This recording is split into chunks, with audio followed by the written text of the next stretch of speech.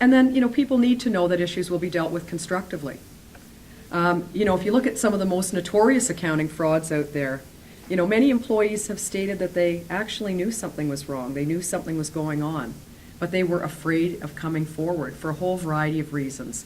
You can't have an environment like that. And I also rely on people to give me the full picture. You can sometimes, answer a question. Someone asks you about something, and you can give what is technically an honest answer, but there's more you should say about this. We experience this all the time when we do a due diligence, when we're looking at doing an acquisition. And if you go and ask someone a very specific question, they may give you a very specific answer. But what they won't say to you, and you may not know the exact right question to ask them. Someone who's more ethical, in my view, says, yes, I'll answer that question, but I know what you're getting at more broadly, and here are the other things I should tell you about that you might need to know, good, bad, or otherwise. Again, that's what real, true transparency is all about. The sixth element of the leadership principles is about showing excellent judgment, making pragmatic decisions, making them in a reasonable time frame, and dealing with issues fairly, decisively, and calmly. It's back to that point. If you want people to come forward and tell you about things that are going on, you need to be calm and you need to be professional. I've always felt in my career, when something goes wrong, if something goes wrong in my area, if I've done something wrong, I've already beaten myself up 10 times over. I don't need someone else to tell me that I really messed up. And that's really guided my leadership behavior during my career. I work with people who are so professional, who have so much integrity. Let's work together and figure out the solution. And finally, the seventh element is demonstrate unwavering integrity. Doing the right thing to the highest ethical standards, that's a given. Putting the interests of the organization ahead of your own interests and ahead of your own ego. And always being a role model for your organization. Let's change gears and talk a little bit about culture. Again, leadership and culture. And how do you know when you have an organization that has a strong culture? Again, what do people do when no one's watching? The best proof is, again, to look at an organization. What happens when things go wrong, when people make a mistake? How does the organization respond? How do you incent the right behaviors? And then how do you discourage those that don't meet your standards? That's incredibly important. We've actually started to perform audits. So we have our internal audit group that not only looks at all the checks and balances and the controls, but actually is going in to try and assess culture. We just completed a culture audit in the last year in our dealer, in our wholesale bank, one of the toughest areas of any bank, to really have that full assurance that things are working properly at all times. And yes, you can have all of the controls in the world, but what you really need to understand is the culture and leadership. And that's what we've been actually trying to do, is to get to the heart of that. So again, how do you have a great culture? Clearly defined leadership profile, we've talked about that. Transparency, we've talked about. High standards for work and for behavior. Again, incenting the right behaviors and actively discouraging those that aren't part of your own code of conduct. And making sure you can create an environment where people can challenge the status quo. Create a learning organization. And as senior executives in the organization, we have to be emblematic of all of those values.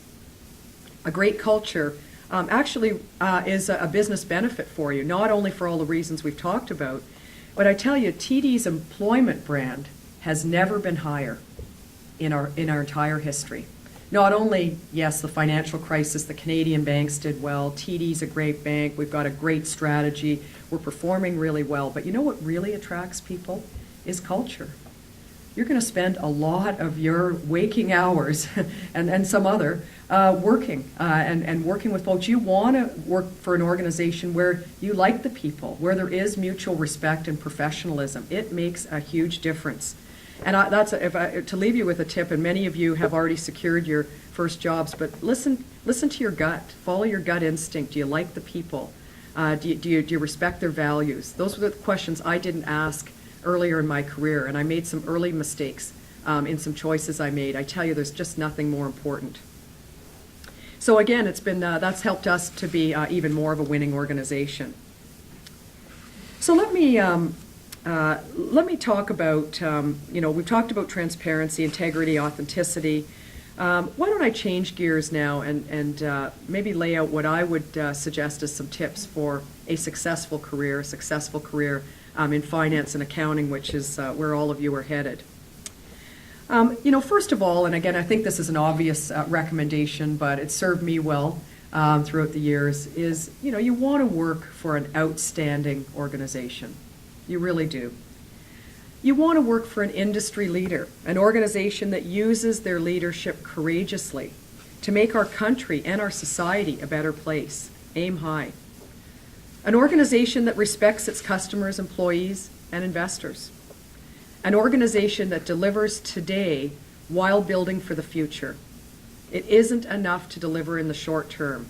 You've got to deliver for the medium and long term. Second tip I'd leave you is ask questions. Don't be afraid to ask questions if you don't understand. All of us feel this way, including myself at times, is we're always afraid to sound dumb. Everybody else in the room sort of looks like they know what this is all about. They understand. Am I going to look dumb if I ask an obvious question?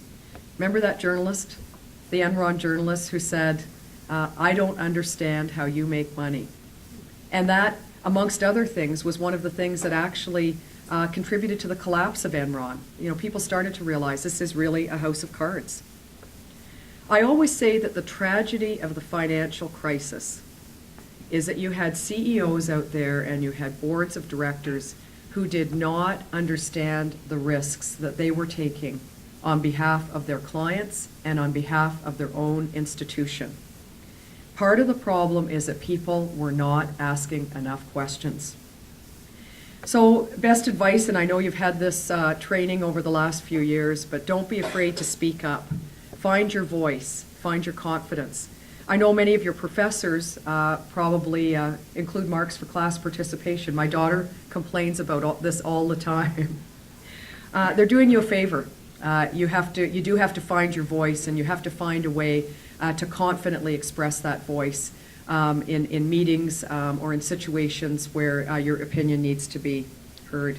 Let me go back actually to a story from my own background. This was about 20 years ago, and there's many morals to this story beyond what I'm talking about. But I was the CFO of a subsidiary of Scotiabank. I was at Scotiabank for many years, a small subsidiary, and we actually had to have a board of directors because of the nature of this subsidiary. So we had external directors and we had some of the most senior executives of the bank.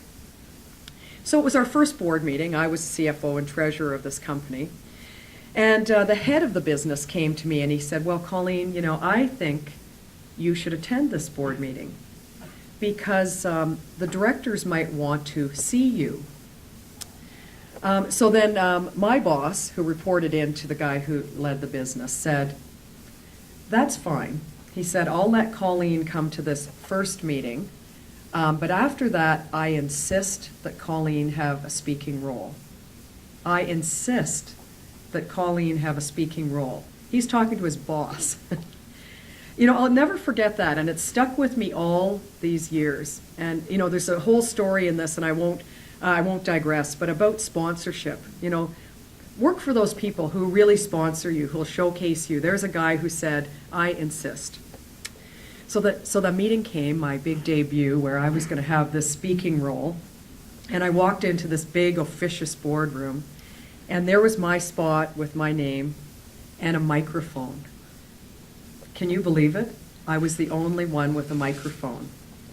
For the women in the room, why do you think I had a microphone? Because they thought I was a woman. I was going to have a much quieter voice. So there we went. So I did my speech, and it wasn't anything brilliant. I did my presentation. And back in the day, we had to be really highly scripted. It wasn't like I had anything that brilliant to say. But at the end of the meeting, the man who was the chairman and CEO of the bank turned to the person next to him and said, hey, what's her name? And he wrote it down. Now, I don't know if that ever made a difference or not. But again, I go back to that boss and say, there was someone who was a great mentor and a great sponsor, and he's still a really great mentor to this day. And by the way, that microphone never showed up again at future meetings. I guess they thought I was loud enough.